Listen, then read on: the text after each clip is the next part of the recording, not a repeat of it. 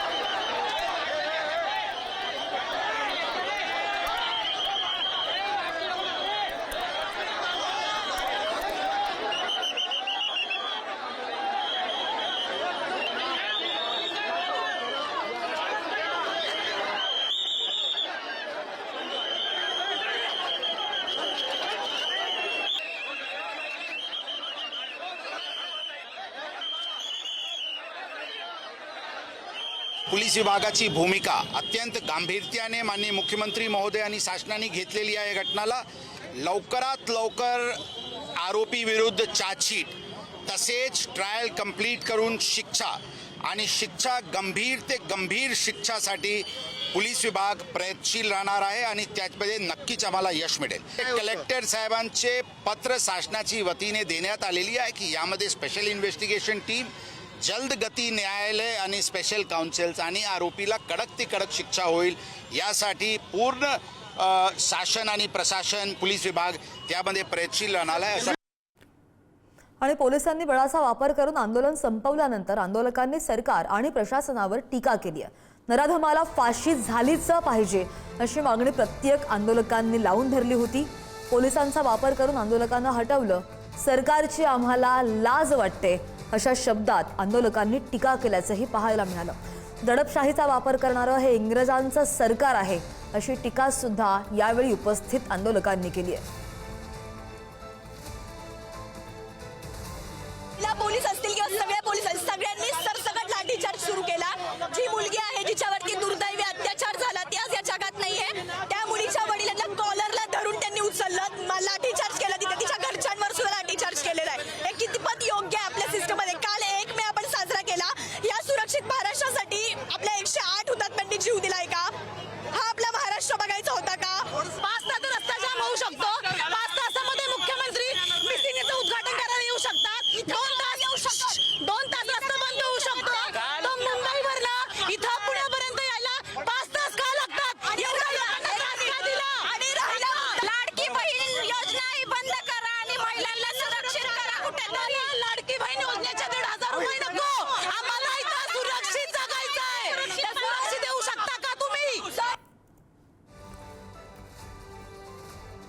आणि या संदर्भात आणखी जाणून घेऊयात, आमचे प्रतिनिधी दर्शन आपल्या सोबत आहेत।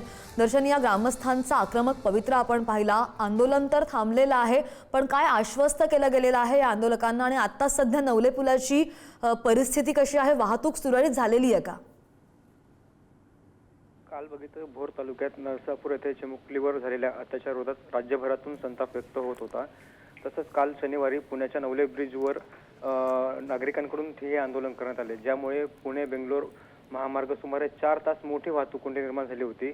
आरोपीला तात्काळ फाशी द्यावी आणि मुख्यमंत्र्यांनी ह्या प्रकरणाची दखल घेऊन लवकरात लवकर दखल घ्यावी ही आंदोलकांची मागणीवर ठाम होते। मात्र पोलीस आयुक्तांची समजूत निष्फळ ठरल्याने अखेर पोलिसांना बळाचा वापर करावा लागला होता, ज्यामुळे जे आंदोलन करते त्यांना पांगवण्यात आलं आणि 4 तासानंतर वाहतूक सुरळीत झाली होती।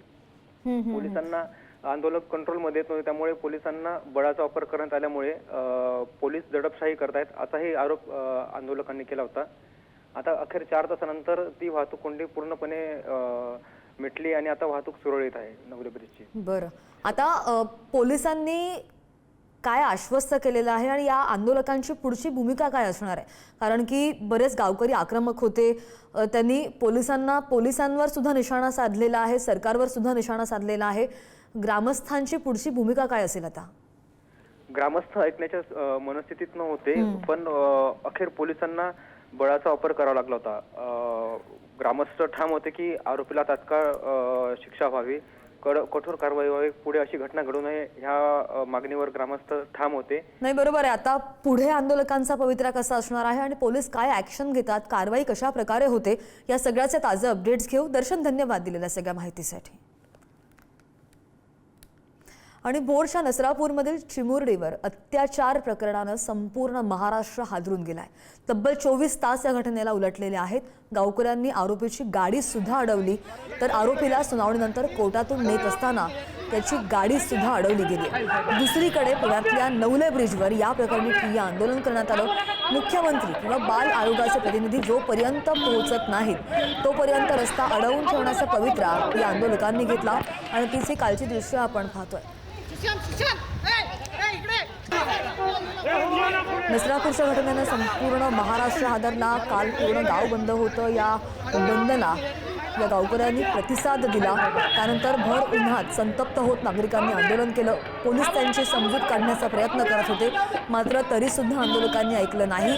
दुसरीकडे संतप्त गावकऱ्यांनी गाडीवर हल्ला केला आणि तिसरीकडे पुण्यातला या नवले ब्रिजवरची ही दृश्य.